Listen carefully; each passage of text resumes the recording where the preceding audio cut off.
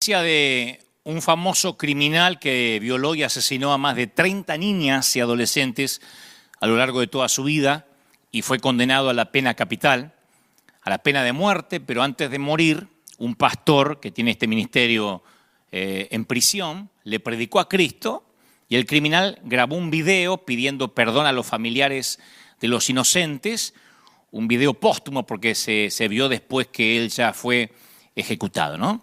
Y aún después de ser ejecutado, la mayoría lo seguía viendo como un monstruo y no aceptaban que se había convertido a Cristo en prisión.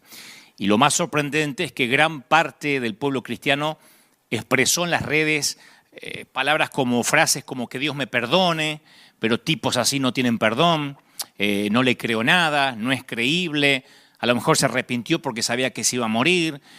Otro dijo, lo bueno es que hay un criminal menos respirando. Y la gran pregunta que surge es, ¿hay alguien que esté más allá de toda posibilidad de perdón? O sea, ¿hay alguien que cruce la última frontera de la dignidad humana y no merezca el perdón? Yo creo que a todos nos pasa que cuando consideramos que nos han hecho algún mal, podemos fabricar un centenar de razones en contra del perdón o de no tener que perdonar, ¿no? Decimos, necesita aprender una lección, no quiero premiar un comportamiento irresponsable, lo voy a dejar que sufra un poco, le va a venir bien, necesita aprender que las acciones tienen sus consecuencias, yo fui el ofendido, no me toca a mí dar el primer paso y mucho menos perdonar si no me están pidiendo perdón, ¿cómo lo voy a perdonar si ni siquiera está arrepentido el tipo o la mujer? Así que podemos argumentar de aquí hasta el final de los tiempos hasta que nos cae la moneda, que a los que amamos a Dios o a los que decimos amar a Dios, se nos ha ordenado perdonar por ser hijos de un Dios que perdona. Pero solo el perdón puede detener el ciclo de la culpa y el dolor. Solo el perdón puede romper la cadena de la falta de gracia. Entonces, en el Nuevo Testamento, la palabra griega más usada para hablar acerca del perdón literalmente significa liberar, salir corriendo, librarse de una atadura. Pero siempre es más fácil admitir que el perdón es injusto. Y a lo mejor lo es cuando nos hicieron daño. Yo sé que hay mucha gente del otro lado diciendo, pero Dante, vos no te imaginás lo que a mí me hicieron, la infidelidad, el maltrato, hay mamás que lloran a sus hijas porque su esposo cometió un femicidio. Yo sé que hay cosas espantosas, abusos sexuales de niños. Entonces, el tema de todo eso es que la palabra resentimiento, expresa lo que sucede si el ciclo se sigue repitiendo sin interrupción en tu corazón, en nuestro corazón, en nuestra mente. Resentimiento literalmente significa sentir otra vez, ¿no? El sentimiento se aferra al pasado, lo vuelve a vivir una y otra vez, y arranca la piel nueva para que la herida nunca se sane. O sea que cuando se empieza a sanar, el resentimiento arranca esa piel para que vuelva a supurar la herida. Y este esquema comenzó en la primera pareja en el huerto. Yo digo siempre, la cantidad de discusiones que deben haber tenido Adán y Eva en el transcurso de sus 900 años de vida. Porque uno puede decir, bueno, vivieron 90 años, 80 años. Yo tenía mis abuelos que a los 90 años ya no hablaban, se ladraban. Porque decía, hace con 70 años que aguanto a este viejo. Imagínense 900 años. Yo me imagino a Eva diciendo, vos comiste el fruto. Y Adán, pero vos me lo diste. Imagino que hasta viejos por ahí se seguirían echándose la culpa, ¿no? Esto no empezó ahora. Hay dos novelas que ilustran este esquema, pero en un escenario más moderno. Uno es el famoso libro escrito por el premio Nobel, El amor en los tiempos del cólera, que lo escribe el gran Gabo, Gabriel García Márquez, y él cuenta en ese libro justamente acerca de un matrimonio que se desintegra por un jabón, por una pastilla de jabón. La esposa mantenía la casa en orden, dice la historia, la novela, y eso incluía la provisión de toallas, de que no falte nunca papel higiénico, jabón en el baño. Y un día se le olvidó a la señora reemplazar el jabón, descuido que su esposo mencionó, y lo exageró un poquito, ¿no? Como son todos los varones. Me estuve bañando durante casi una semana sin jabón, dijo. En vez de decir, falta jabón, ya vino con el reclamo. Y ella lo negó rotundamente. Y aunque era cierto que se le había olvidado, era el orgullo de ella que estaba en juego y no quiso retractarse. Y la novela de Márquez cuenta que durante los 7 meses siguientes durmieron en cuartos separados, comieron en silencio. Aún después, siendo, dice la historia, unos plácidos ancianos, escribe García Márquez, tenían mucho cuidado de no mencionar el tema del jabón, porque las heridas sanadas apenas podían comenzar a sangrar de nuevo, como si se las hubiesen infligido el día anterior. Uno dice, ¿cómo es posible que un jabón eche a perder un matrimonio? Bueno, no era el jabón en sí, era que ninguno de los dos cónyuges estaba dispuesto a decir, basta, esto no va a seguir así, no puede seguir así, perdoname. Entonces el perdón siempre ofrece una vía de salida. Y si no tomamos esa vía, permanecemos atados a las personas a las que no podemos perdonar. Permanecemos encadenados a esa gente. El no perdonar nos aprisiona en el pasado. Yo una vez oí a un rabino inmigrante que hizo una declaración asombrosa. Bueno, no lo oí, lo leí, pero fue transcripto de una conferencia, de un sermón que él dio. Él dijo, antes de salir de Alemania rumbo a los Estados Unidos tuve que perdonar a Hitler, porque no quería traer a Hitler dentro de mí y que Hitler conociera esta nueva patria. Porque él sabía que si no perdonaba traía todo el odio, o llevaba todo el odio donde iría. Entonces no perdonamos para cumplir una ley de moralidad. Lo hacemos por nuestro propio bien, porque la principal persona sanada por el perdón es la que perdona.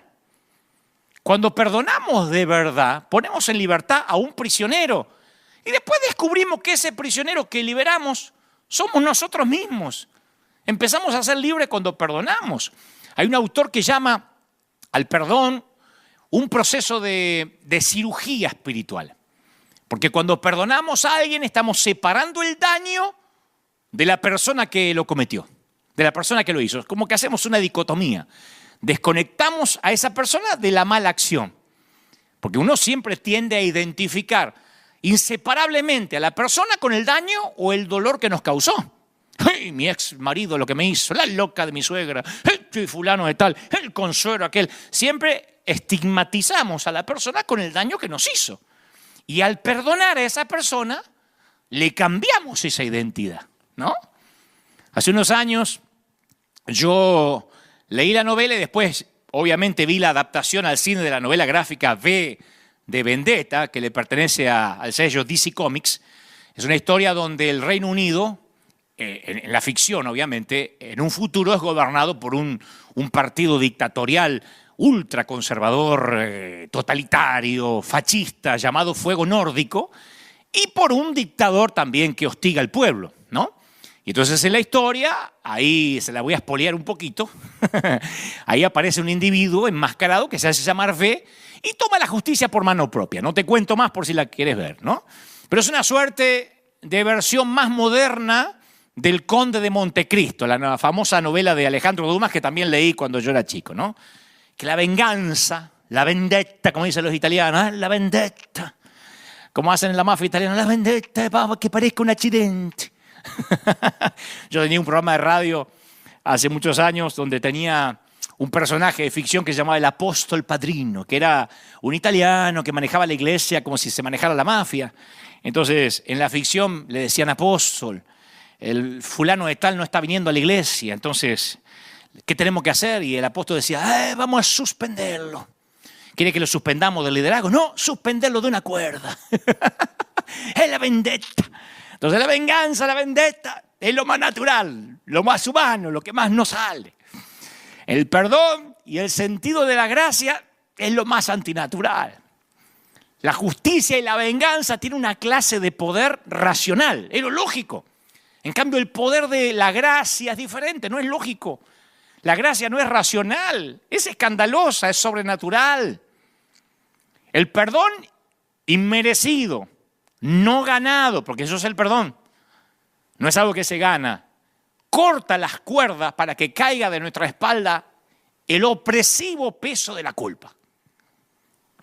Pedro no tuvo que pasarse toda la vida avergonzado por haber traicionado al Hijo de Dios. No hay una sola ocasión en las Escrituras donde alguien dice, ahí está Pedro, lindo, negó 3 veces, el traidor. No.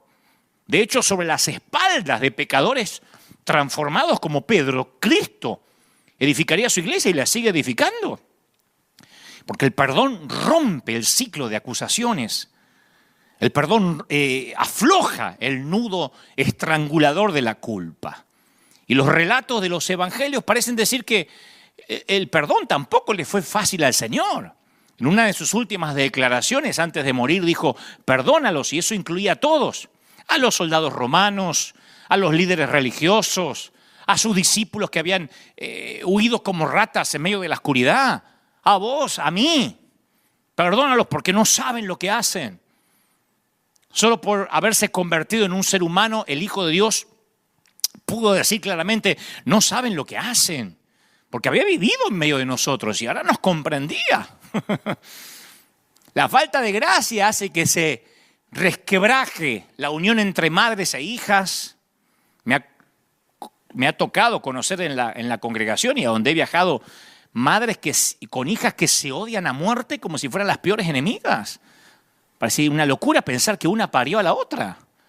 Padres e hijos deseando la muerte de su papá, hermanos y hermanas que no se hablan, tribus, razas separadas. Y como decíamos en la grieta cristiana, el mensaje del domingo pasado, que te lo recomiendo si no lo viste, si esas grietas no se atienden, se van ensanchando. Y para ese abismo de falta de gracia solo existe un remedio. Las cuerdas de amor, como dice la canción. Las cuerdas de amor, ese frágil puente de sogas del perdón. Un relato del Génesis que a mí siempre, no sé si me llamó la atención, pero me llenó de preguntas, de interrogantes desde que era chico, capta ese sentimiento complejo de lo que es el perdón. Porque yo no te voy a predicar hoy del perdón, decir, hay que perdonar y se acabó. Pues yo sé que hay mucho dolor. Cuando nos hacen cosas dolorosas, y yo me incluyo, no es fácil, hay que perdonar porque el pastor lo dijo, no. Es complejo el perdón. Y hace años a mí me costaba comprender los giros, los matices que hay en el relato, por ejemplo, de la reconciliación de José con sus hermanos en Egipto. Porque cuando sus hermanos que lo vendieron, él los tiene delante de él y no lo reconocen, que ahora es el segundo del faraón, en un momento él actúa con bronca, los mete a todos en la cárcel, yo hubiese hecho lo mismo. Después se siente mal, sale de la habitación para llorar a los gritos como si estuviera borracho. Después le hace trampa a los hermanos y esconde dinero en uno de los sacos de cereal que se están llevando para acusarlos. Captura a uno de los hermanos como rehén, acusándole a otro de que le robó su cáliz de plata. O sea, siguieron esas intrigas, ¿no? Dice la Biblia, ¿por cuánto? Por meses. Hasta que José no se pudo contener más, los convocó a todos sus hermanos y los perdonó de manera dramática. Claro, ahora cuando veo esta historia, después de haber vivido tantos años, después de haber transitado por la vida demasiado tiempo como para saber lo que es el dolor de una ofensa o de varias, yo veo esta historia como una descripción realista de un acto antinatural como el perdón. Porque los hermanos que José luchaba por perdonar eran los mismos tipos que hicieron planes para asesinarlo y lo vendieron como esclavo. No podemos leerlo con el filtro bíblico y los perdonó, aleluya. A vos tus hermanos te venden como esclavo. Por la culpa de tus hermanos pasás tus mejores años de tu juventud pudriéndote en una mazmorra egipcia. Y aunque venzas la adversidad, ahora no es fácil decir, sí, los perdono. No podía, por lo menos de manera rápida, expeditiva. Porque la herida a José le seguía doliendo demasiado. ¿Cómo no? Cuando la gracia logra abrirse paso en el corazón de José, su angustia y su amor resonaron en todo el palacio. Las Escrituras dicen que preguntaban, ¿qué es ese gemido? ¿Está enfermo el primer ministro del rey? No, José estaba bien de salud. Era el sonido de un hombre que estaba perdonando. Detrás de cada acto de perdón se halla la herida de una traición. Y el dolor que deja una traición no se desvanece con facilidad. No podemos decir, pase al altar en el nombre de Jesús, recibe espíritu de perdón. No es una cuestión de espíritus. Porque a pesar de escuchar muchísimos sermones sobre el perdón, no perdonamos con facilidad y tampoco nos parece fácil que nos perdonen a nosotros. Alimentamos nuestras heridas, justificamos nuestra conducta, todo con el fin de evitar ese acto tan innatural. Señores, la V de vendetta es natural. La G de gracia nunca lo es. La V de vendetta es lo que aprendemos desde el colegio, no la G de gracia. La justicia, la venganza es algo que nos fascina. Lo justo, lo equitativo. Y está mal por pensar así, somos humanos. Bueno, Señor, si no me puedes hacer más flaca, hace que mis amigas se vean más gordas. Eso es equidad. Bueno, Señor, si no me vas a dar un auto a mí nuevo, que los demás tampoco tengan. Eso nos parece que es justicia. Y en lugar de eso, Jesús nos ordena que digamos, perdónanos nuestras deudas. Escucha, como también nosotros perdonamos a nuestros deudores. Justo en el centro del Padre Nuestro, que es la oración por excelencia, que tiene 6 temas específicos, justo en el centro, con la oración que el Señor nos enseñó a hacerle al Padre, se esconde el acto antinatural para el ser humano del perdón. Y escucha esto, no hay palabra, escucha, no hay palabra en ningún otro idioma que encierre, por lo menos mi criterio, un mayor temor que la palabra ahí como, que aparece en esa cláusula. Perdona nuestras deudas como nosotros perdonamos a los deudores. ¿Qué hace tan aterrador ese como en la cláusula? ¿Sabe lo que lo hace aterrador? El hecho de que Jesús directamente amarra el perdón que recibimos del Padre al perdón que le concedamos a los demás seres humanos. Y todavía, por si quedan dudas, el Señor es más explícito. Dice, si no perdonáis a los hombres sus ofensas, tampoco vuestro Padre os perdonará vuestras ofensas. Cuando uno mira, insisto, a Jesús con ojos nuevos, dice, wow, entonces es condicional el perdón del Señor. ¿Viste que decimos, el Señor te perdona y basta? Es incondicional. No, es condicional, hay una cláusula. Si nosotros no nos perdonamos, no somos perdonados. Por eso hay gente que no se puede perdonar y siente que Dios no lo perdona. Y una cosa es verte atrapado en un ciclo de falta de gracia con un cónyuge, con un socio. Una cosa es verte atrapado en un ciclo de falta de gracia peleando por un jabón. Y otra muy distinta, verte atrapado en un ciclo de falta de gracia con el Dios Todopoderoso.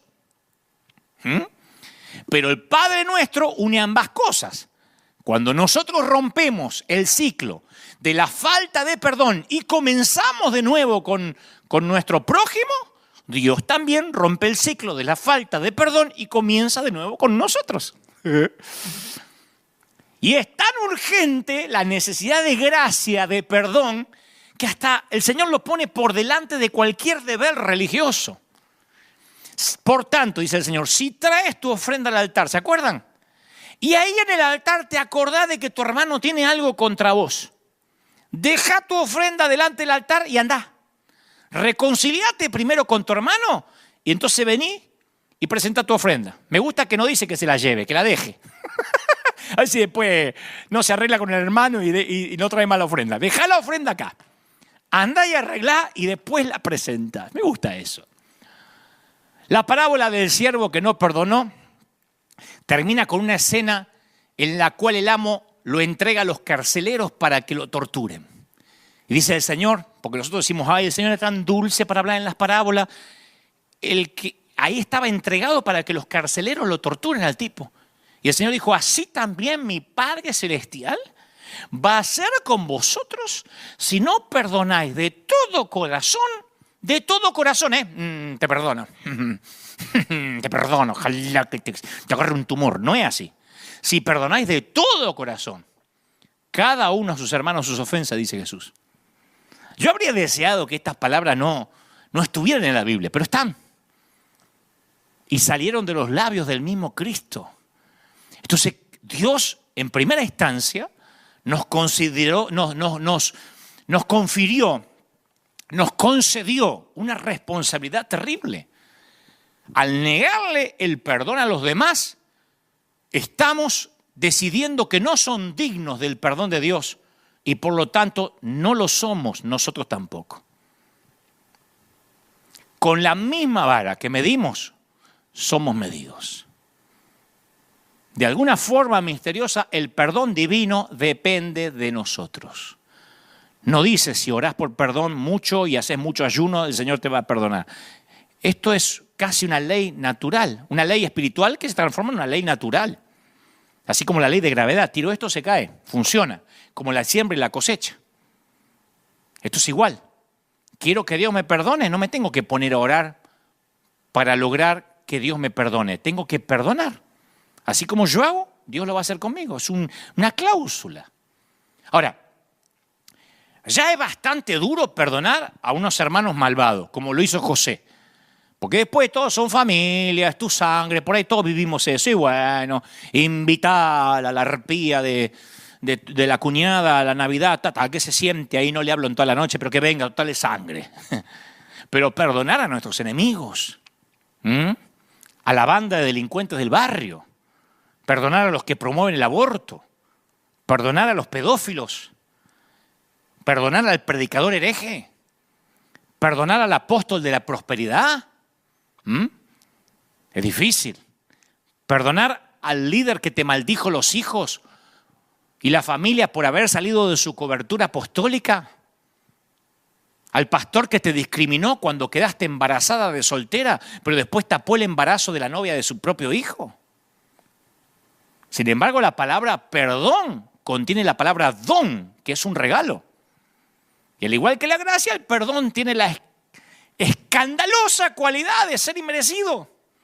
No ganado, injusto, arbitrario, parcial. Ahora, ¿por qué nos exige Dios un acto antinatural así que desafía todos nuestros instintos primarios como seres humanos? ¿Qué hace tan importante el perdón que lo convierte en algo central para nuestra fe? Y bueno, los evangelios, uno no tiene que ir demasiado a la escatología profunda. Uno va a los evangelios y nos dan una respuesta teológica a la pregunta sobre por qué Dios nos ordena perdonar. Porque así es Él. Cuando Jesús expresó por primera vez el mandato, amad a vuestros enemigos, le añade una explicación. Le dice, para que seáis hijos de vuestro Padre que está en los cielos, que hace salir el sol sobre malos y buenos, que hace llover sobre justos e injustos. ¿Te querés parecer a Dios? Bueno, empezá a amar a los que se merecen el sol y a los que no, a los que se merecen la lluvia y a los que no. Cualquiera puede amar a sus amigos y parientes, dijo Jesús. ¿No hacen también así los gentiles? Entonces los hijos del Padre fueron llamados, o fuimos llamados, a una ley superior. Que nos parezcamos a ese Padre que perdona. ¿Tiene sentido? Hemos sido llamados a ser como Dios, a manifestar en nosotros ese aroma de familia. En nuestra familia se perdona, punto. ¿Por qué? Porque somos hijos de Dios. Acá en esta familia se perdona. Porque ese es el estilo de la familia del Señor. Y ahí me viene otra vez a la mente la parábola del siervo que no perdonó.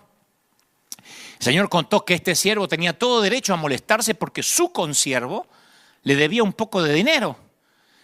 Y según las leyes romanas, tenía derecho de meterlo en la cárcel. Y Jesús no puso en tela de juicio sobre lo que el siervo había perdido, lo que le debía, sino que comparó esta pérdida con la de su Señor, que le acababa de perdonar a él varios millones de dólares o de pesos. Entonces, solo la experiencia de ser perdonado es lo que nos hace posible perdonar. El evangelio de la gracia comienza y termina en el perdón. Solo la gracia puede derretir el hielo de la falta de gracia. ¿Pero qué decimos? No, muy bien, si el otro... Está bien, entendí Dante, está bien. Si el otro está arrepentido y me pide perdón, yo lo voy a perdonar. Entonces sí voy a ceder. Y eso tampoco es lo que dice el Señor, porque convertimos el perdón en una ley de reciprocidad. Y eso no va a funcionar nunca. Porque ambos, el herido y el que cometió la falta, decimos, el otro es el que tiene que dar el primer paso. Y si da el primer paso, encima lo voy a vigilar como el FBI para ver si la otra persona muestra alguna señal de que realmente fue un arrepentimiento sincero. Si puedo ver alguna pista que realmente me manifieste que está arrepentido. Porque nos fascina la V de vendetta y no la G de gracia. Nos encanta la V de venganza. Romper el ciclo de la falta de gracia significa tomar la iniciativa. Alguien tiene que escuchar esto y esto va para alguien. En lugar de esperar a que el otro dé el primer paso, lo tenemos que dar nosotros, desafiando la ley natural de la equidad. En el centro de las parábolas de Jesús sobre la gracia, se halla un Dios que toma la iniciativa para acercarse a nosotros. Todas las parábolas es un Dios que se acerca a nosotros. Los que dicen, hay que buscar a Dios. La Biblia es Dios buscando al hombre, no al revés. Este es un libro de Dios buscando al hombre, de un padre enfermo de amor que corre a encontrarse con el pródigo. Este es un libro que muestra a un señor que cancela una deuda demasiado grande porque su siervo no se la puede pagar. No es que su siervo le dijo, cancelame la deuda. El amo decide hacerlo. Este es un libro donde encuentra que un patrón le paga a los obreros de la última hora lo mismo que trabajaron todo el día y que se partieron el lomo, lo mismo. El libro cuenta que un hombre da un banquete y él sale por iniciativa propia o manda a la gente a las calles en busca de unos huéspedes que no se merecen serlo. Jesús fue el primero en romper la cadena de la falta de gracia. Pero a nosotros nos encanta la ley del talión. Ojo por ojo, diente por diente y todo el mundo va a quedar desdentado y ciego. Y el ojo por ojo le cierra, ¡bum!, de un portazo. Cierra de un portazo la puerta al perdón, a la gracia. Y decimos, pero ¿por qué yo tengo que dar el primer paso? Si yo fui el ofendido. Dante me está diciendo que yo tengo que ir a perdonar a ese desgraciado, a esa incircuncisa. Sí, porque lo natural y mi naturaleza humana, yo te entiendo, yo estoy igual. A mí mi naturaleza humana me dice que perdonar no es sabio, no es sano, no es justo, no es práctico, no es equitativo. ¿Cuántas veces hemos dicho, yo soy cristiano pero no estúpido? Yo soy cristiano pero no me van a tomar de tarado. Y entonces disfrazamos la falta de gracia con una frase más espiritual, porque nosotros siempre tenemos un tema de semántica, para que los pecados no suenen a pecado, ¿no? Acuérdense que nunca chismeamos, nos desahogamos en familia. Nunca criticamos ni odiamos, no comparto. Hay una más espiritualoide que esa, no tengo comunión. Che, ¿no te hablas con fulano? No tengo comunión. Que es la manera espiritualoide de ocultar el rencor, el resentimiento, pero no hablas con tu papá, no tengo comunión. Porque la luz no tiene comunión con las tinieblas, pero si es tu propio padre, no tengo comunión. Y claro, el perdón exige de mí que ignore esa parte herida de mi corazón, que se siente adolorida y maltratada. Yo no estoy subestimándola, pero esa herida quiere mantener el control de la situación. Y además, esas heridas quieren poner unas cuantas condiciones entre mi persona y la persona que se me está pidiendo que la perdone. Un día descubrí esta exhortación del apóstol Pablo, que está metida ahí entre muchas otras exhortaciones de Romanos 12, donde dice, detesta el mal, ten gozo, vive en armonía, no seas presuntuoso. Y entonces aparece este versículo, dice, no vengáis por ustedes mismos, no vengáis por vosotros mismos. Amados míos, dejad lugar a la ira de Dios, porque escrito está, mía es la venganza, yo pagaré, dice el Señor. Cuando yo leí eso de Romanos 12, yo dije, por fin comprendí que el perdón es un acto de fe. Porque al perdonar a otra persona estoy confiando de que Dios es mejor que yo para hacer justicia. Al perdonar, renuncio a mi propio derecho de vendetta. Y dejo todos los problemas de equidad en manos de Dios para que Él los resuelva. Está bueno. O sea, dejo en sus manos la balanza que hará el equilibrio entre la justicia y la misericordia. Cuando José llegó al punto de perdonar a sus hermanos, el dolor no se le fue, no se le desapareció. Pero el tipo se desprendió de sus hombros la carga de ser un juez. Por eso salía, entraba, lloraba, porque no sabía cómo ajusticiarlos. Por un lado era la sangre, por otro lado les tenía bronca, por otro lado los amaba. Entonces un día se quitó esa carga. Dijo que el Señor se ocupe. Aunque el mal que me hayan hecho no va a desaparecer cuando perdono, por lo menos no me mantiene atrapado. Queda en manos de Dios, que sabe lo que hay que hacer. Yo no te digo que lo que te hizo tu ex va a desaparecer de las heridas que te causó. Pero por lo menos no estás más dependiendo de esas heridas. Dependiendo que tenés que ser juez. ¿Cómo castigar? ¿Qué castigo es suficiente? ¿Qué castigo te va a satisfacer? Por supuesto que dejarlo todo en las manos de Dios tiene un riesgo. De que Dios no trate a la persona como yo querría que la trate, ¿no? A nosotros nos gusta. A mí me acuerdo que yo conocía a uno que decía, como dice la Biblia, siéntate en el umbral de tu puerta y verás pasar el cadáver de tu enemigo. ¿A dónde dice eso? En Fariseos 4:5, ¿dónde lo dice? Pero le gustaba la frase y lo hizo bíblico. No es así. Como Dios trate a quien nos hirió, a lo mejor no nos gusta, porque acordate que el profeta Jonás se resintió con Dios porque Dios fue más misericordioso de lo que él creía que se merecían los ninivitas. Yo nunca he encontrado que sea fácil perdonar. Yo no te hablo desde el umbral del hombre que perdona todo, porque las injusticias de las que me quejo permanecen y las heridas siguen causándome dolor. Y yo tengo que acercarme una y otra vez para entregarle ese residuo de lo que creía haberle entregado un tiempo antes. Y lo hago, ¿por qué le entrego a Jesús las cargas? ¿Por qué le entrego mi dolor? Porque Jesús establece una clara conexión. Dios a Dante le va a perdonar sus deudas a medida que Dante perdona a sus deudores. O sea, ¿qué me lo tienen que poner con manzanita para que entienda? Porque acá no es que, bueno, es según la interpretación, lo dijo clarito. Y hasta lo oramos en el Padre Nuestro sin pensar, perdona nuestras deudas como yo perdono a los deudores. Y si alguna vez oraste el Padre Nuestro sin pensar, Dios se mata de risa diciendo, ¿cómo vos perdonás a quién? Si vivís enfermo de rencor y querés que yo te perdone. El cese de las hostilidades entre los humanos depende de un cese de las hostilidades con Dios. Y viceversa. La grieta no la cierra Dios, ¿eh? Por más que te mates orando que Dios une a tu familia, la grieta no la va a cerrar Dios porque Él no la abrió. La grieta la cerramos nosotros. Y si seguimos siendo dispensadores de culpa y rencor, dudo mucho que vayamos a alcanzar al mundo con un mensaje de gracia. Y la iglesia sin gracia se parece a los carteles de Coca-Cola.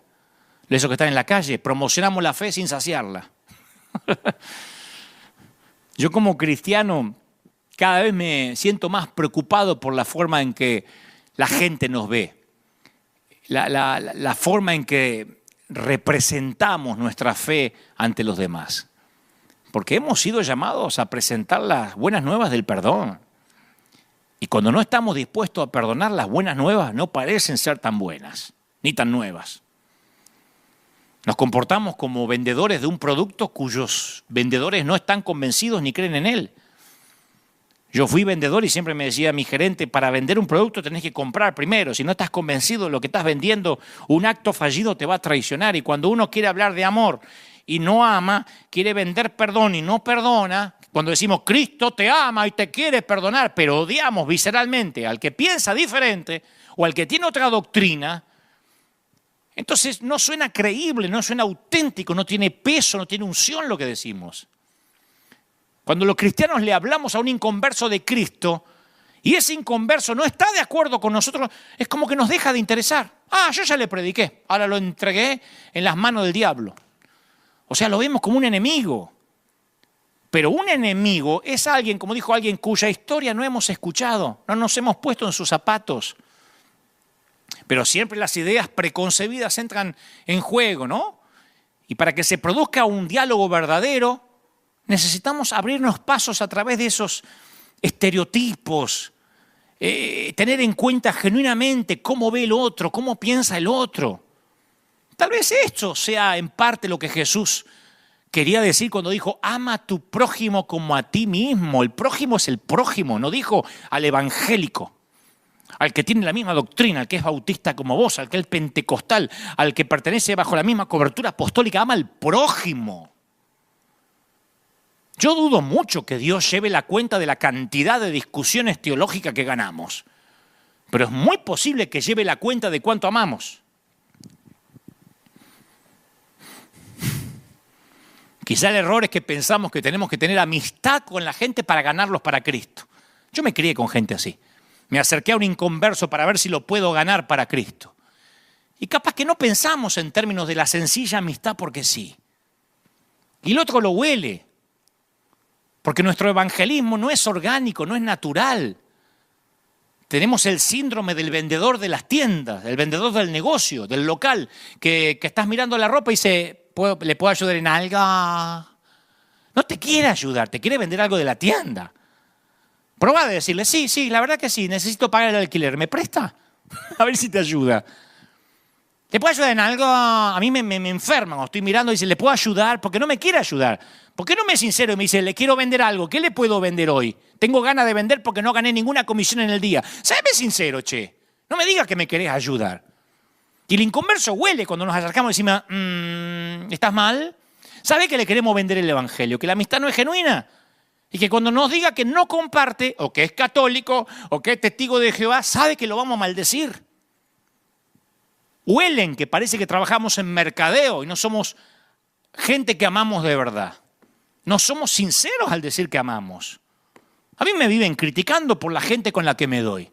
Harto de que en Argentina me digan, ¿por qué te sacas una foto con Scioli? Que eres corrupto. Pero no han leído la Biblia. Yo digo, no puede ser. O no sé, o yo la entiendo demasiado infantil, la Biblia demasiado lineal. Pero yo no puedo entender cómo decir, ¿por qué te sacas la foto con Benny Hinn, que se separó y después se volvió a casar? Yo, de verdad, que hay que acercarse a la gente si es perfecta. ¿Desde cuándo nosotros podemos exigir perfección si no lo somos? Pablo utiliza una muy inteligente metáfora cuando habla sobre el olor grato de Cristo. Y él dice, por ahí se nos escapa esto, que puede tener un efecto muy diferente dependiendo del olfato de cada quien. Dice, a estos ciertamente olor de muerte, para muerte, y a aquellos olor de vida para vida. Y es el mismo aroma. Pero para algunos es un olor y para otros otro olor. Con tan solo leer las redes sociales de ciertos creyentes, uno se da cuenta que algunos despiden un aroma perfumado y otros ofenden el olfato con su olor pútrido. Olor a muerte, olor a vida, dijo Pablo. A eso me refiero. Cuando el Señor nos pide que amemos, no dice sean condescendientes con el pecado, liberales, no importa si la gente no cambia de vida, dice que amemos. No nos dice amar por una semana, si no cambia, sácatelo de encima.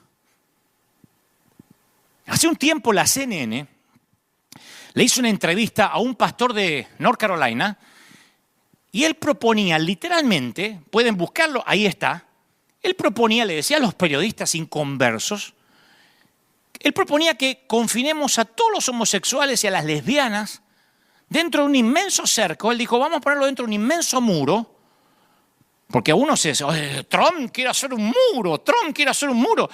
Este era un hombre de Dios diciendo, hay que meter los homosexuales y las lesbianas dentro de un muro de unos 160 kilómetros a la redonda y lanzarle comida en helicópteros.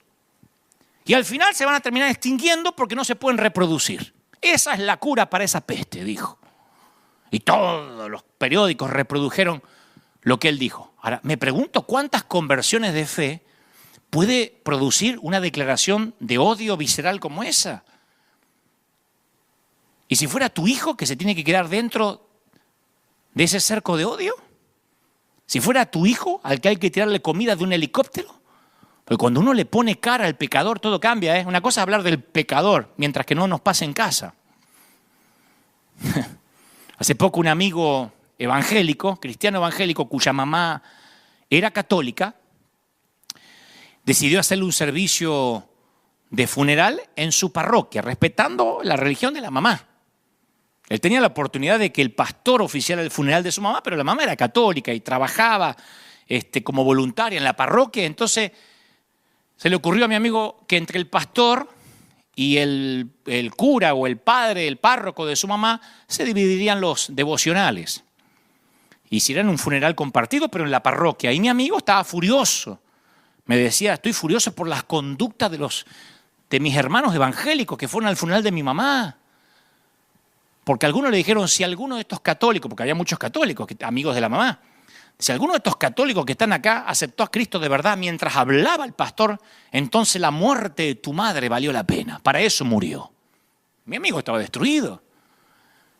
Obviamente el pastor le dijo a todos que dudaba que la mamá estuviera en el cielo, porque le pusieron un rosario arriba del cuerpo. Entonces dijo, dudo que se haya ido con el Señor, porque ella, como todos ustedes, pertenecen a la gran ramera, pero hoy tienen la oportunidad de conocer a Cristo de verdad. En un funeral. Eso es decir la verdad, eso es la sana doctrina, eso es la genuinidad. No, el proselitismo, con el fin de sembrar terror para que se acerquen a Jesús, nunca ocasiona genuinos cambios de vida. Insisto, el problema no tiene que ver con que estemos en desacuerdo con alguien, sino con la forma en que tratamos a esa persona con la que estamos en desacuerdo. El Señor nunca hizo que las personas corrieran aterrorizadas a Él, los amaba. Y los cristianos fuimos llamados a usar las armas de la gracia, lo cual significa tratar con amor, con respeto, incluso a los que se nos oponen.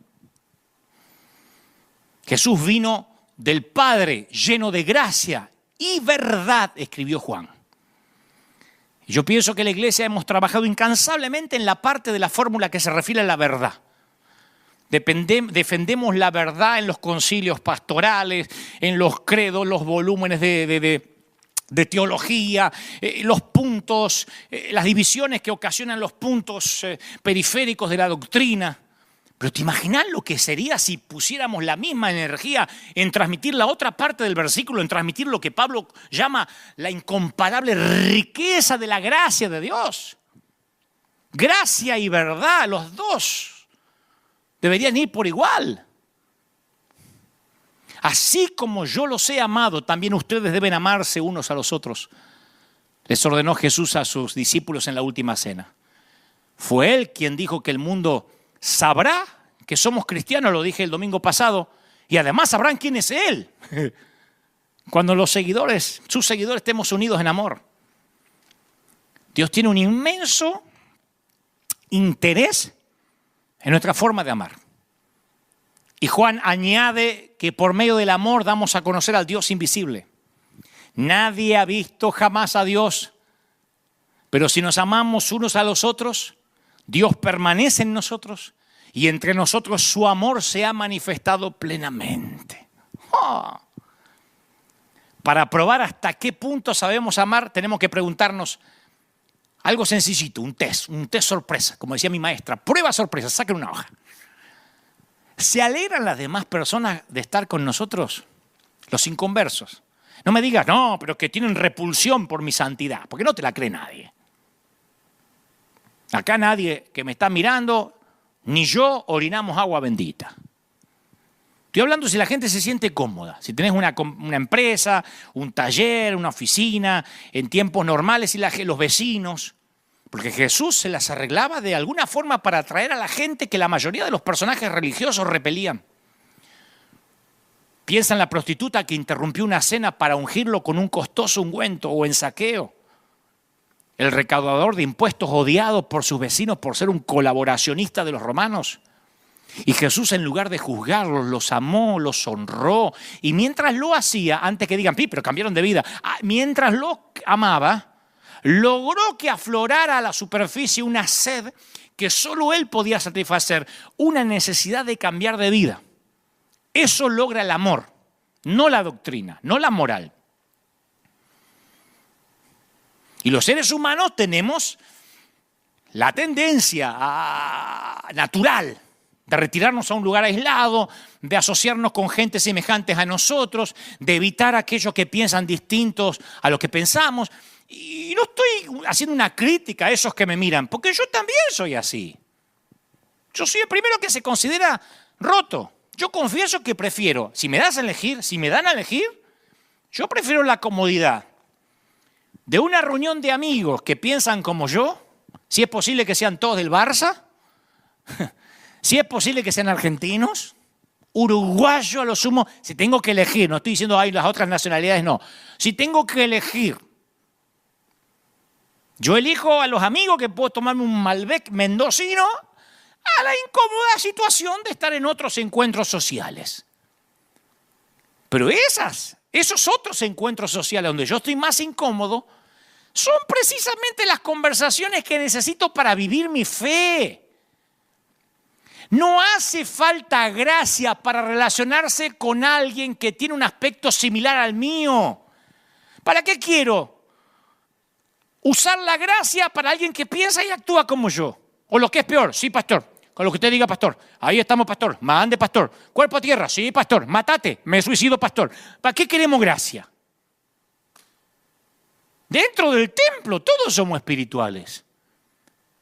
El gran desafío del cristiano consiste en ver la imagen de Dios en alguien que no está hecho a nuestra imagen.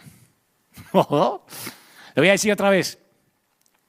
El gran desafío de nosotros los cristianos consiste en ver la imagen de Dios en alguien que no está hecho a nuestra imagen. ¿Cómo nos cuesta ver a Dios en alguien que se viste diferente?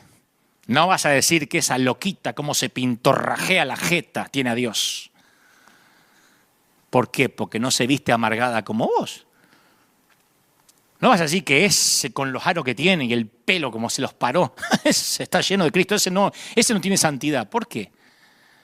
Porque la santidad la hace el corte de pelo. Embromate por tener al mismo peluquero antiguo de siempre. En un mandato que no aparece en ninguna otra religión, Jesús nos ordena que no solo amemos a los extranjeros. No hay ninguna otra religión es esto, Solo el Señor. Dice que no solo amemos a los extranjeros y a los pecadores, sino también a los que son directamente nuestros adversarios. Y mientras más amemos y mientras más indignas nos parezcan las personas a las que amamos, más nos vamos a parecer a Dios, el cual al fin y al cabo ama a criaturas como nosotros, que no nos merecemos que nos ame. El otro día estaba leyendo que el primer mártir, un discípulo llamado Esteban, fue la primera víctima mortal del terrorismo dirigido contra los seguidores de Jesús. No sé si sabés lo que Esteban oró entre piedra y piedra, ¡paf! ¡paf! ¡paf! ¿Sabés lo que oró? Pero no es que se apartó a orar. Entre piedra y piedra, entre canto rodado y canto rodado. ¿Sabés lo que oró Esteban?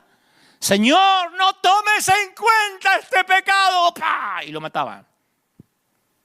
Pidió que Dios no tomara en cuenta ese pecado. A mí me tirás una piedra y yo estoy pidiendo que Dios te tire una roca. Satanás, creyente pero no estúpido. Este dijo, no tomes en cuenta su pecado. Y más tarde Saulo, que participó en ese apedreamiento activamente, tuvo un encuentro con Jesús en una visión, se arrepintió y fue el gran Pablo. Pregunto, ¿se habría encontrado Saulo con Jesús si Esteban no hubiese orado por sus enemigos? ¿Quién fue el evangelista de Saulo? Decimos, el Señor en persona que le salió a su encuentro. Yo creo que alguien oró por él antes de eso. Esteban. Si hubiese dicho a Esteban, condénalos a todos estos, consúmelos por apedrearme, tal vez Saulo no hubiese conocido a Dios. Digo, amen a sus enemigos y oren por quienes los persiguen, dijo el Señor en el Sermón del Monte. Yo me pregunto, ¿por qué el Señor daría una orden tan extravagante? Y Él mismo nos da la respuesta, porque el Señor nunca deja nada librado al azar o a la especulación. Dijo, para que sean hijos de su Padre que está en el cielo. El que hace que salga el sol sobre malos, sobre buenos, que llueva sobre justos y sobre injustos. Ahora, yo quiero que me prestes atención. Yo sé que me aguantaste hasta ahora, pero préstame atención porque quiero hablarte unos minutitos cortitos sobre algo que a mí me voló la cabeza. Esta semana me voló la cabeza, no es algo que Dios me reveló hace 30 años, esta semana. Por eso uno siempre que mira la Biblia con ojos nuevos y con la ayuda del Espíritu Santo, con el discernimiento del Espíritu Santo, Dios nos puede hablar porque la palabra está viva. Déjame decirte algo sobre el sermón del monte, el sermón de la montaña. Porque lo que te voy a decir ahora capaz que es la revelación más guardada de todas las Escrituras y es la revelación del perdón. A mi humilde entender, si no entendemos el sermón de la montaña, dudo que entendamos alguna vez la gracia. Por primera vez Jesús dejó de lado las parábolas, él habla siempre con parábolas, y por primera vez ofrece a su auditorio una completa filosofía de vida, algo así como un candidato que revela su plataforma política. Ustedes quieren saber el perfil de Jesús, no vayan necesariamente a las parábolas, vayan al sermón de la montaña. Y todo lo que dijo, porque no es solamente bienaventurados los pobres, no. Todo lo que está semi-escondido en su mensaje nos deja boquiabiertos hasta la fecha. Escucha, él dijo, sed pues vosotros perfectos, como vuestro Padre que está en los cielos es perfecto. No dijo como Moisés, como fue Salomón, como David. Dijo Jesús, entre los mandamientos de amar a los enemigos y dar limosna, dijo, sean perfectos como mi Padre. No sé si nos damos cuenta de esto, porque no es una metáfora, qué quiso decir, una fábula, no, es literal. ¿Cómo ser perfectos como Dios? ¿Qué quiso decir? Cuando un joven rico le pregunta a Jesús qué tenía que hacer para ganar la vida eterna, Jesús le dijo que entregue todo el dinero, no el 10%. ¿Viste que alguno le agarra ahora urticaria por el diezmo? ¿Dónde está el diezmo? Que el diezmo que trae el Viejo Testamento. Dijo, entregalo todo, no el 10%. No le pidió el 18%, el 50%, el 60%, le pidió todo. Cuando un discípulo le pregunta si debía perdonar a su hermano 7 veces, Jesús le dijo, no. No te digo hasta 7, sino hasta 70 veces 7. Después agrega, todas las cosas que queráis que los hombres hagan con vosotros, así también haced vosotros con ellos. Yo os digo, amad a vuestros enemigos y orad por los que persiguen.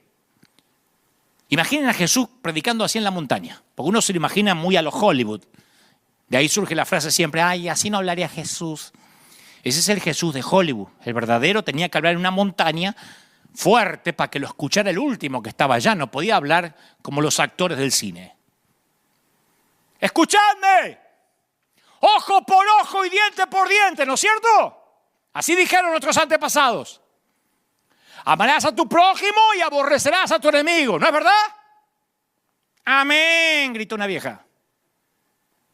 Pero yo os digo, que es fácil amar a tu hermano, amar a los que nos aman. Hasta los cobradores de impuestos lo hacen. ¿Qué quieren? ¿Que los felicite por eso? ¿Alguien quiere que le diga, oh, y le hagamos la ola por amar a sus hermanos? No. Amad a vuestros enemigos. Amad al que os patea y escupe. Amad al soldado del imperio que quiere atravesarlos con la lanza.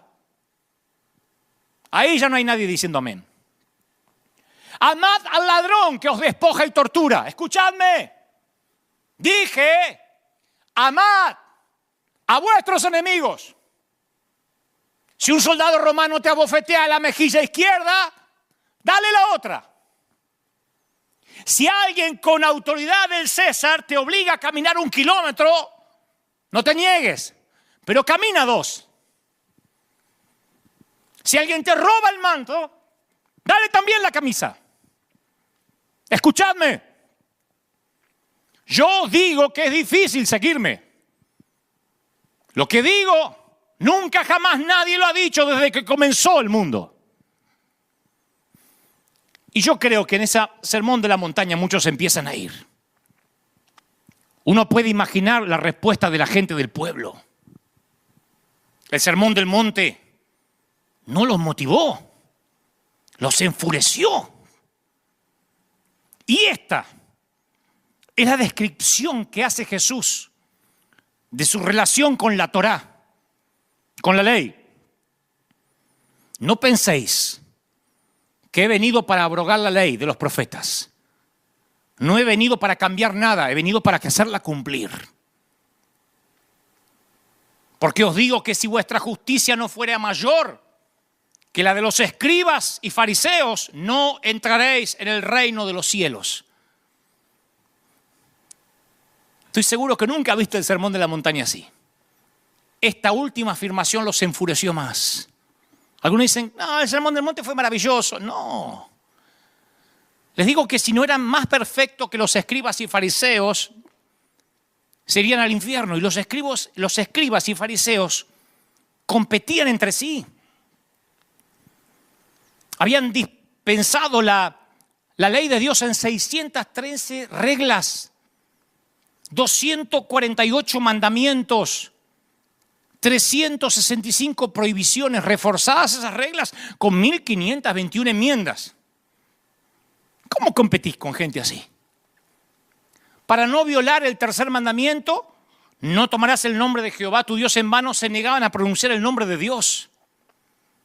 Para evitar la tentación sexual, habían introducido la práctica de bajar la cabeza para no ni siquiera mirar a una mujer. Algunos se reventaban la cabeza contra las paredes, los famosos judíos sangrantes.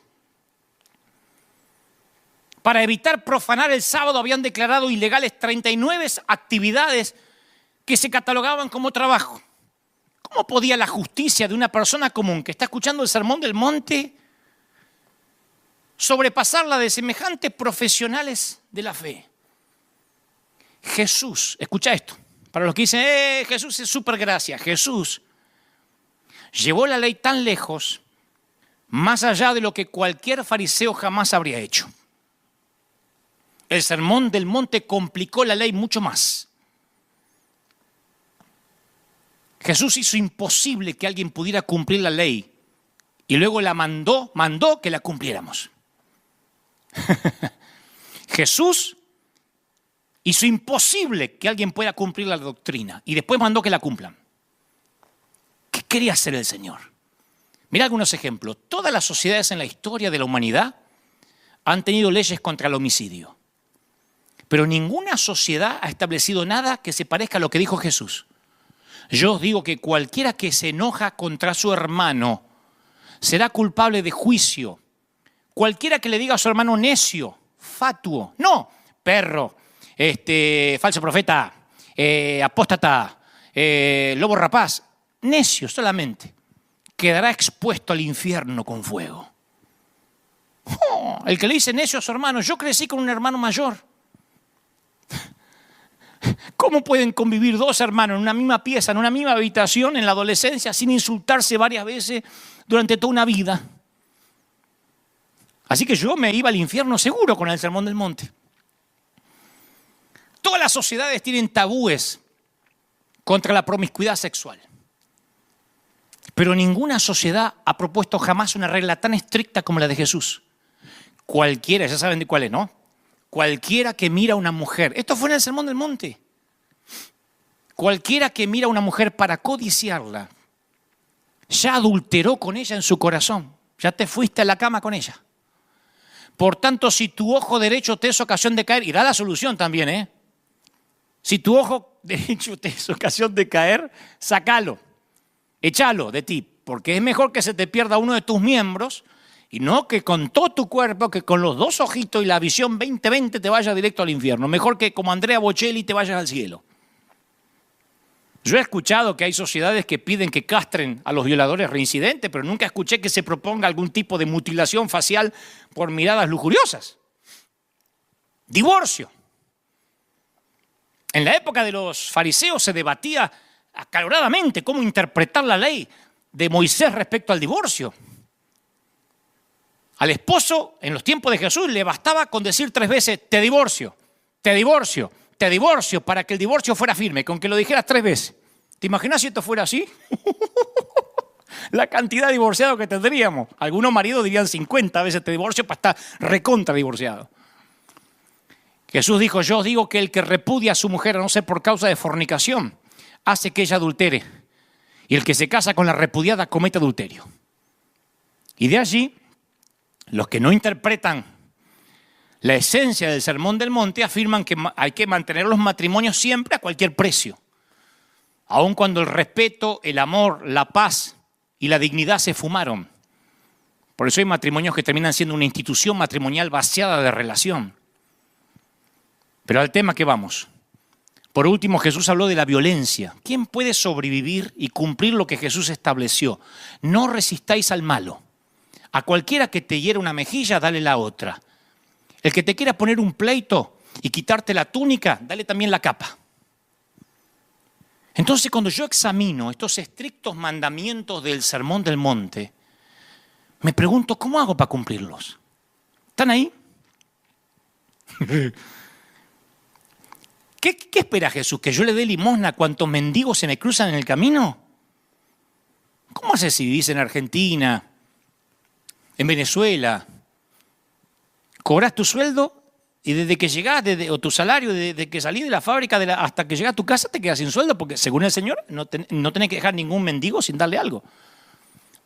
¿Tendría que tirar mi tele para evitar tentaciones lujuriosas? Eso hacíamos, ¿se acuerdan? El cajón del diablo lo tiramos al río. ¿Cómo aplico esos ideales éticos en mi vida cotidiana? La Iglesia Católica no sabía qué hacer con esto, entonces codificó la vida cristiana en listas de pecados mortales y veniales para poder lidiar con esto, si no es imposible. Martín Lutero, del lado protestante, él interpretó el Sermón del Monte de otra manera. Él dijo, no, es que hay que dar al César lo que es del César y a Dios lo que es de Dios. Lutero decía que los cristianos tenemos doble ciudadanía, una del reino de Cristo y otra del reino del mundo. Por lo tanto, el cristiano tendría que separar su oficio de la persona. Por ejemplo, un soldado o un cristiano que es enrolado en las filas militares tiene que cumplir las órdenes de matar a su enemigo, aunque en su corazón siga la ley de Jesús de amar a sus enemigos. Así lo resolvió Lutero. Pero yo voy al Sermón del Monte y Jesús no distingue entre oficio y persona. No dijo, pero que soldado lo entiendo. Él dice que hay que resistir al malo, no jurar, darle al necesitado, amar a los enemigos, besar a la suegra. No dice eso, pero entra dentro de amar a los enemigos.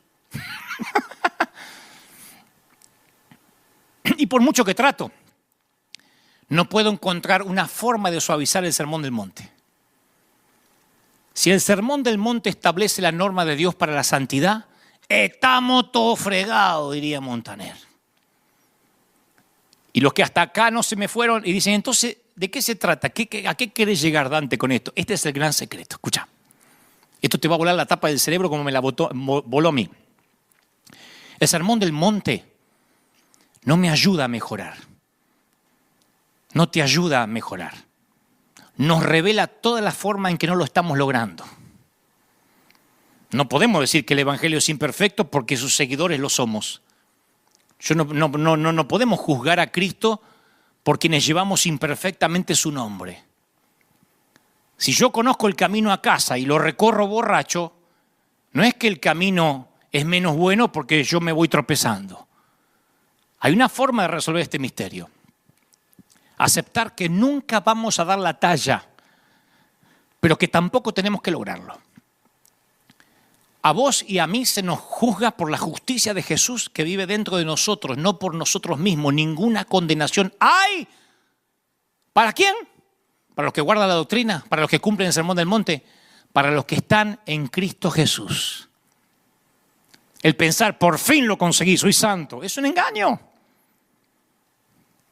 ¿Quién no ha bajado la mirada? ¿Quién no ha visto a una mujer bonita, a un muchacho guapo alguna vez? Según el caso. El decir, yo tengo la sana doctrina, también es un engaño. En su respuesta al joven rico, en la parábola del buen samaritano, en sus comentarios acerca del divorcio, del dinero o de cualquier otro tema moral, Jesús nunca rebajó el ideal de Dios. Nunca dijo, y bueno, ahora estamos en otra etapa, este Dios se apichonó un poco, no es el Dios del Antiguo Testamento, de Malaquía para acá, papá envejeció. No dijo, sé perfectos, como vuestro Padre del cielo es perfecto. Y ni Billy Graham, ni Gigi Ávila, ni San Francisco de Asís, ni la Madre Teresa, ni nadie ha podido cumplir con esos mandamientos. Pero el mismo Jesús, que relata el Sermón del Monte, ofrece gracia absoluta. El mismo Jesús perdona a una mujer adúltera, a un ladrón en la cruz, a un discípulo que lo había negado. Escoge un discípulo traidor para fundar su iglesia, a un torturador para fundamentar su doctrina. La gracia es absoluta, inflexible, lo incluye todo. Esa gracia incluso se ofrece a quienes clavaron a Jesús en la cruz. Padre, perdónalos. No saben lo que hacen. La gracia es para los desesperados, para los rotos, para los quebrantados, para los que no se bastan a sí mismos. La gracia es para todos nosotros. Yo durante años había pensado que el Sermón del Monte era la pauta para la conducta humana que nadie había podido seguir. Y al volverlo a leer esta semana, encontré que Jesús pronunció estas palabras no para abrumarnos, sino para decirnos cómo es Dios. Para decirle, ven, ninguno lo puede lograr. La naturaleza de Dios en el texto primitivo del que se deriva el Sermón del Monte es el secreto. ¿Por qué debemos amar a nuestros enemigos? Porque nuestro Padre misericordioso hace que el sol se levante sobre buenos y malos. ¿Por qué ser perfectos? Porque Dios es perfecto. ¿Por qué guardar tesoros en el cielo? Porque el Padre vive ahí y nos va a colmar de recompensas. ¿Por qué vivir sin temor ni preocupación? Porque el mismo Dios que viste a los lirios y a la hierba del campo prometió cuidarte. ¿Por qué orar? Porque si un padre terrenal da pan y pescado a un hijo, mucho más el Padre que está en los cielos nos dará dádivas buenas a quienes la pidan. ¿Cómo no lo pudimos ver? Jesús no proclamó el Sermón del Monte para que nosotros alcanzáramos la perfección. La pronunció para mostrarnos que a ninguno de nosotros, jamás ninguno de nosotros la va a alcanzar jamás. Se fueron todos frustrados del Sermón del Monte. El Sermón de la Montaña nos obliga a reconocer la gran distancia que separa a Dios de nosotros. Y escuchen esto. Todo intento de disminuir lo que el Señor dijo en el Sermón del Monte, moderándolo, bueno, no es lo que quiso decir, es libertinaje. Y la peor tragedia sería pensar en que el Sermón del Monte entonces es legalismo. No, el Sermón del Monte liquida al legalismo. Le está diciendo al legalismo de los fariseos que tenían 700 leyes que iban a fracasar. No por ser demasiado estrictos, sino porque no eran lo bastante rigurosos como Jesús presentaba lo que era ser santo. Porque andaban los judíos tropezándose contra las paredes para no mirar mujeres y dice, con que ya lo hayan pensado, ya pecaron, están fregados. No, pero yo no miro. Sí, pero tenés fantasías, estás liquidado, viejo. Yo nunca cometo un homicidio. En cuanto le dijiste necio a alguien, ya sos culpable de juicio y te vas al infierno. ¿Se dan cuenta? Que la mejor super, ultra, hiper, macro, sana doctrina comparada con el Sermón del Monte es un mal chiste. Viendo esto, ¿de verdad alguien puede creer que porque a una mujer no le dejen cortar el cabello o teñirse o depilarse va a alcanzar la perfección de Jesús? ¿De verdad? El Sermón del Monte demuestra que delante de Dios somos todos iguales. Asesinos y violentos, adúlteros y lujuriosos, ladrones y codiciosos. Todos estamos desesperados y de hecho este es el único estado adecuado para que el ser humano conozca a Dios. El Sermón del Monte venía con trampa. Él les dijo, ¿quieren perfección y fariseos? Yo les hablaré de perfección. ¿Quieren que les hable de sana doctrina? ¿Cuántas leyes tienen? ¿Cuántas? ¿Cuántas van? ¿1000? Patrañas. Ya pecaron en su corazón. ¿Diezman? ¿Del eneldo, del comino? ¿Diezman todo? No, vendan todo. Todo el dinero, no el 10%. ¿A dónde quedan los que diezman? Al haber fracasado en el ideal absoluto, lo único que nos queda es tirarnos en la red de seguridad de la gracia absoluta. Yo no creo eso de lo que la mayoría de la gente de la iglesia cree como crecimiento espiritual. Estoy creciendo espiritualmente, porque el crecimiento espiritual Y lo digo como autocrítica, se transformó en una industria, en un sistema, en una serie de fórmulas, de programas de entrenamiento que prometen producir madurez, profundidad, si venís al encuentro, al contraencuentro, si tenés una cédula y tus 12 y tu segundo nivel y el cuarto nivel y que te llegue a tus 120. La mayoría de esos programas están hechos de los mismos ingredientes. Oración, estudio de la Biblia, culto y lealtad al líder. Pero el crecimiento auténtico no puede reducirse a una fórmula. No es tomar unos versículos, formar una célula, bañate con un par de oraciones y llamame a la mañana. El crecimiento espiritual no se puede reducir a una cuestión mecánica. El crecimiento espiritual es algo más que un procedimiento. Se trata de la clase de crecimiento espiritual que comienza con deseo y no con culpa. Con pasión y no con principios. Con desesperación y no con obligación. El crecimiento verdadero espiritual prospera en medio de nuestros problemas y no en su ausencia, no en la ausencia de problemas. Mi querido, el crecimiento espiritual ocurre en las trincheras de la vida, no en el templo. Podemos hablar de amor todo lo que querramos, pero amando a los fáciles de amar no es como aprendemos el amor. Fracasando, equivocándonos, aprendemos. Jesús le dio a Pedro una gran enseñanza de traición y de arrogancia, pero Pedro no lo entendió hasta que traicionó a Jesús. ¿Qué aprendió Pedro con su fracaso? Aprendió madurez. Comprendió lo que Jesús decía. Fíjese Judas. ¿Quién le pone Judas al hijo hoy en día? Nadie, desapareció el nombre. Ningún padre desea ponerle el nombre de traidor más famoso de la historia. Pero déjame que defienda a Judas un poquito. Jesús lo escogió después de una larga noche de oración. No era un espía. No lo mandó Roma. Jesús oró. Y si yo pienso que Judas es una porquería, es ser un endemoniado, estoy poniendo en tela de juicio quien lo escogió. Jesús oró toda la noche y entre ellos escogió a Judas. En la última cena se sentó en un lugar de honor cerca de Jesús. Voy a la Biblia y cuando Judas guió hasta el huerto a la turba dispuesta a linchar a Jesús, ¿saben cómo Jesús llamó a Judas? Le dijo amigo. Y Jesús no era de andar regalando palabritas, era el amigo. Entonces, ¿cómo puede ser que Judas traicionó al Hijo de Dios? Pero antes de decir cómo puede ser, pienso en los otros 10 discípulos que abandonaron a Jesús en Getsemaní y salieron como ratas. Pienso en Pedro que jura, no conozco a este hombre cuando lo presionan. Entonces, señores, Judas no fue ni la primera ni la última persona que haya traicionado a Jesús, solo que fue la más famosa.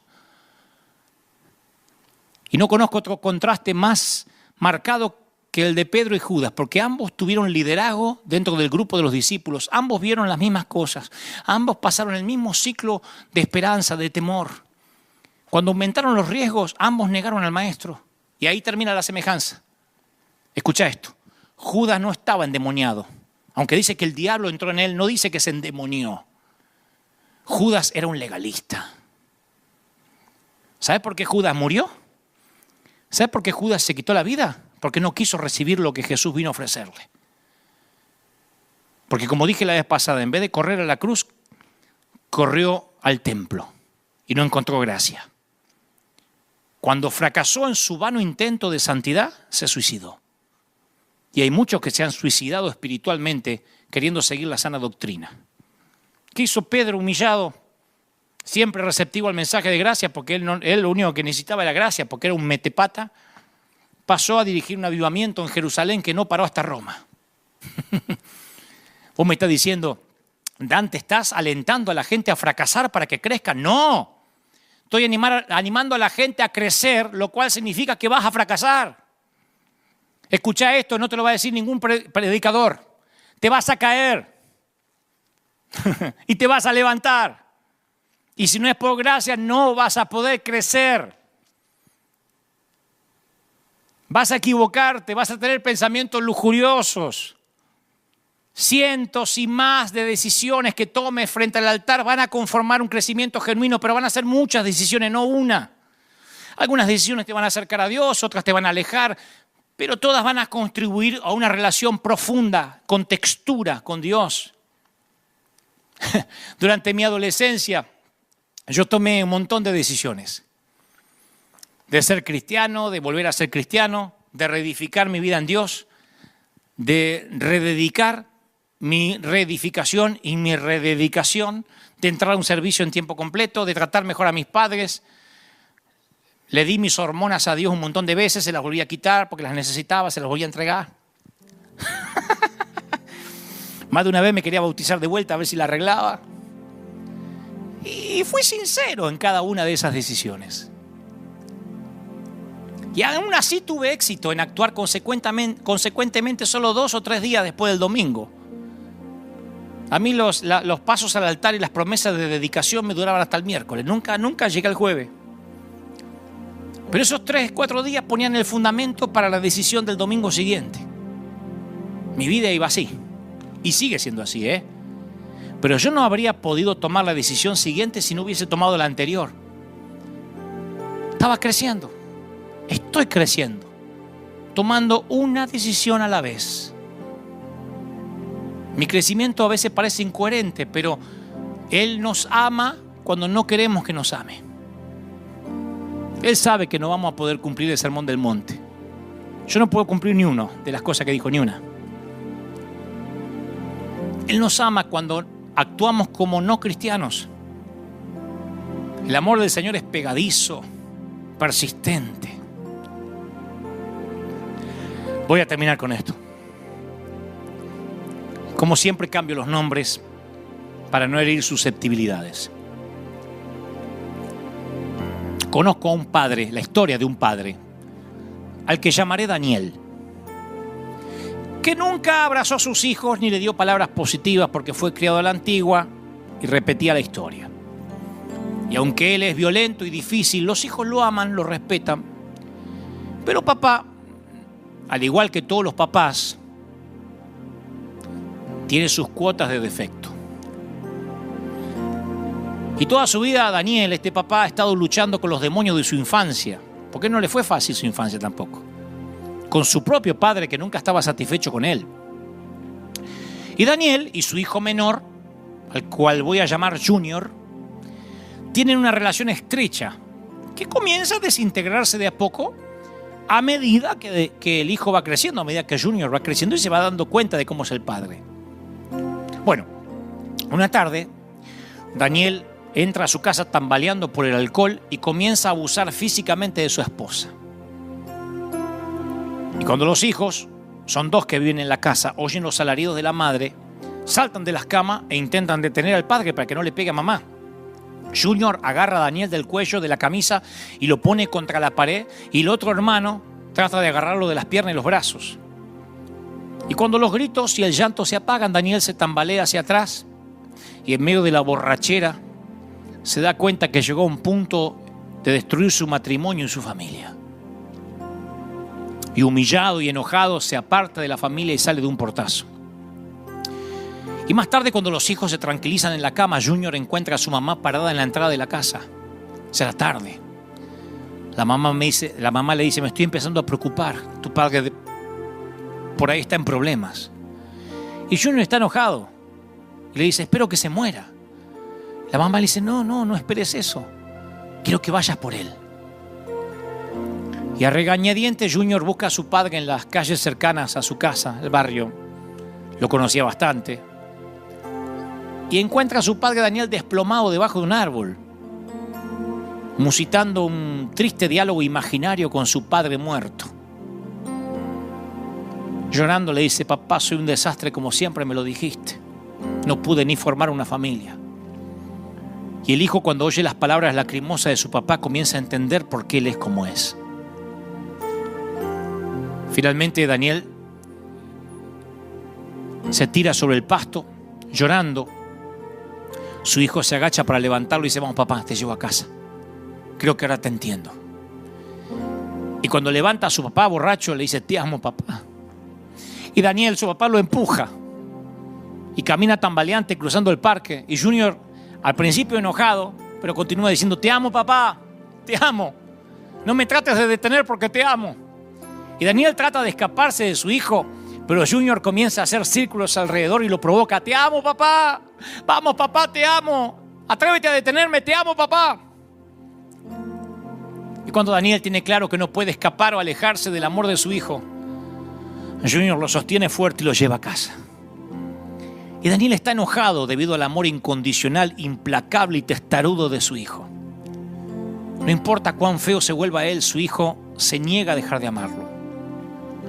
Él no merece el amor de Junior y lo sabe. Ha sido un padre terco, lleno de defectos. Fracasó muchas veces, demasiadas veces. Ha sido un fraude. Y trata de ahogar las palabras de Junior, pero no puede. Y esta historia, que es verídica, que es muy cercana a mí, nos recuerda a un Dios que se niega a dejar de amarnos, no importa cuánto hayamos arruinado nuestra vida. Se niega a excluirnos. Él sabe que estamos rotos y estamos en construcción. Por eso me parece ridículo, incomprensible que todavía los cristianos seguimos prefiriendo la V de vendetta que la G de gracia. Como si el Señor nos hubiese hecho la vendetta a nosotros. Necesitamos con urgencia una liberación a nivel global para que los miles de demonios que se han metido en las iglesias la dejen libre y para que volvamos a ser la iglesia que alguna vez fuimos en vez de esta corrupta y patética copia de lo que alguna vez fuimos. Ojalá que volvamos a ser la iglesia que despide un aroma de gracia, una G de gracia, una P de perdón. Quiero orar por ti.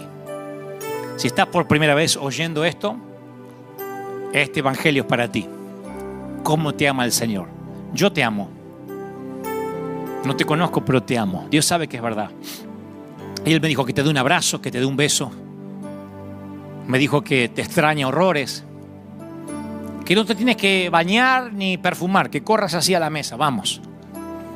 El Padre te ha estado buscando desesperadamente. Te ama el Señor. No sabes cómo te ama el Señor.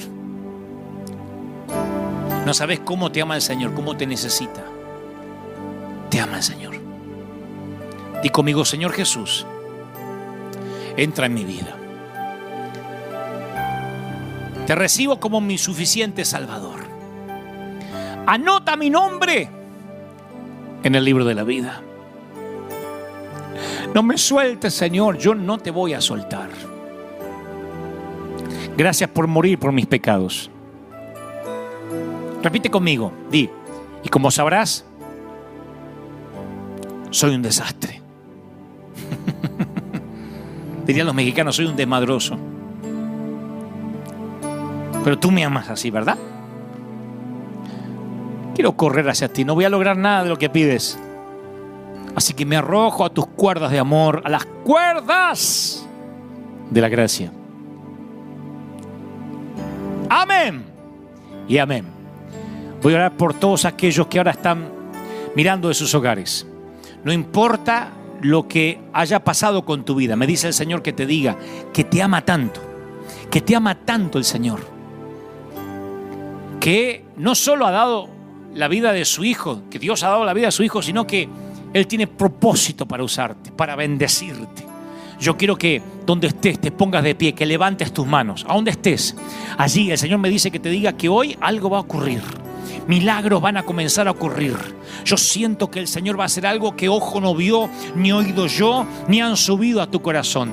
Te ama el Señor. Y ahí estoy orando por ti. Oro por cualquier país de la tierra donde me estén mirando. Que el Señor traiga sobre ti la urgencia de despedir un olor grato. La urgencia de perdonar. Hay gente perdonando en este mismo momento.